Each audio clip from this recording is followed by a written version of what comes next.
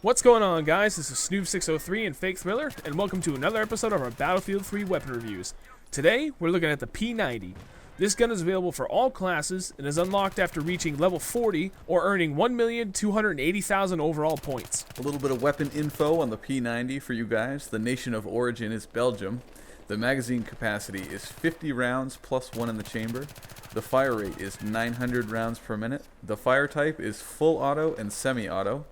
The reload time is 2.5 seconds with a bullet chambered and 2.9 seconds when the magazine is completely dry. And the P90 does 20 hit points of damage per bullet at 12 meters. And then it trails down to 11.2 hit points of damage per bullet with a maximum of 45 meters. The P90 is without a doubt my favorite PDW in Battlefield 3. My love for this gun actually goes even beyond this game, but it's one of my favorite guns period in any game that I can find it in. The P90 is a close quarters wrecking machine. With a very high rate of fire, large magazine capacity, and quick reload times, this is probably one of the best close quarter guns in the game. Beyond that though, this gun really lacks in the long range threat, due to its 11.2 damage per bullet up to 50 meters.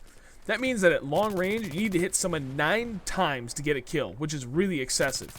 If you're running with a suppressor, it just makes it that much worse for long range. I look at the P90 pretty much the same as the PDWR. To me, it feels like a great weapon and I can wreck with it, but just because I can do great with this gun does not make it a 5-star weapon.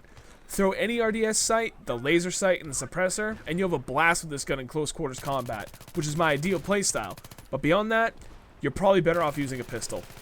I'm going to give the P90 a 3 out of 5. While it is a near unbeatable weapon in close quarters engagements, it's just too limited in the medium to long range to be used on most maps, or really any other game type other than Team Deathmatch. The P90 has a huge magazine and a wicked fast fire rate. These two things usually add up to the perfect weapon, but for me, the P90 is not a good choice. I found the damage output to be a little too low for my playstyle, and when I use the P90, I'm an assist machine. I pull out way more suppression and kill assists than I do actual kills because I'm not close enough to do real damage. The P90 plays very well into a run and gun playstyle, and I simply don't do that. I found on even simple, semi-close quarters engagements that the P90 really gets away from me on full auto. It's not that it has high recoil, it's just that I have a hard time adjusting my aim after laying on the trigger. And also, burst firing is kind of out of the question thanks to the poor damage rating.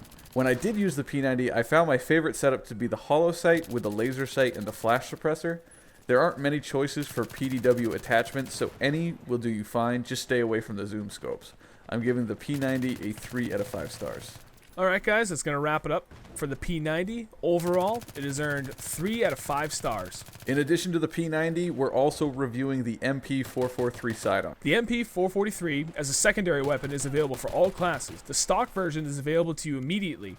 The MP443 Tact is unlocked at level 13 or after earning 170,000 overall points, and the MP443 Suppressed is unlocked at level 28 or after earning 670,000 overall points. A little weapon info on the MP443. The nation of origin is Russia. The magazine capacity is 17 rounds plus one in the chamber. The fire rate is 460 rounds per minute, but is limited to the speed of your trigger finger. The fire type is semi-auto only. The reload time is a fast 1.35 seconds with a bullet chambered and 1.6 seconds when the magazine is completely empty. And the MP443 does 25 hit points of damage at 12 meters and trails down to a minimum of 13.75 hit points of damage per bullet out to 50 meters. Taking all different variations of this pistol into account, the MP443 to me is the best semi-auto pistol in the game. With an uncharacteristically high overall magazine capacity of 18 rounds and good damage stats, the only thing I can say bad about this pistol is that there's no full auto option. If you don't feel like using a high recoil but highly effective close range machine pistol like the G18, then the MP443 is what you need to be using. There are 3 versions for you to choose, one with suppressor, the other with a tac light, and just running it naked. Personally, I prefer the pistol with the tactical light. As I said before, if I'm going to be running just a pistol, I don't have a problem using the power of the sun to help me give a slight edge in my firefights.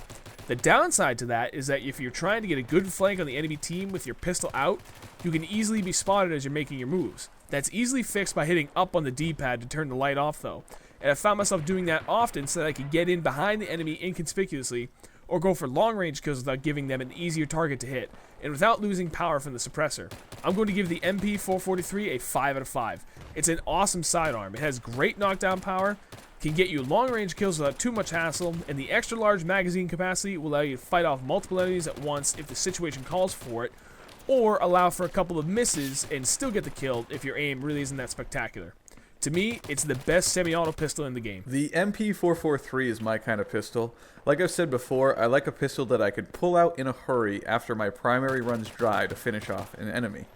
The MP443 boasts a relatively large magazine and a fire rate that is only limited by my trigger finger. This is perfect for the scenario I mentioned before. Often enough, I make a fast switch to my pistol and just blindly spam bullets towards my opponent, and it works well. Now, I know that won't always work, but I'm not one to rely on a pistol as a primary. For my playstyle, the pistol is a secondary, and while the MP443 doesn't have the knockdown power of the revolvers or the M1911, it can send bullets downrange more rapidly, and that's what I prefer.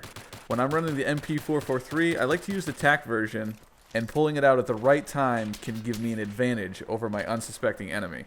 I'm giving the MP443 a 4 out of 5 stars. Alright guys, that's going to wrap up yet another Shustybang Battlefield 3 weapon review. Hope you guys enjoyed it. Overall, the MP443 has earned a 4.5 out of 5 stars. As always, we're interested to know what you guys think of the two weapons in this review, so go ahead and leave us a comment in the section below.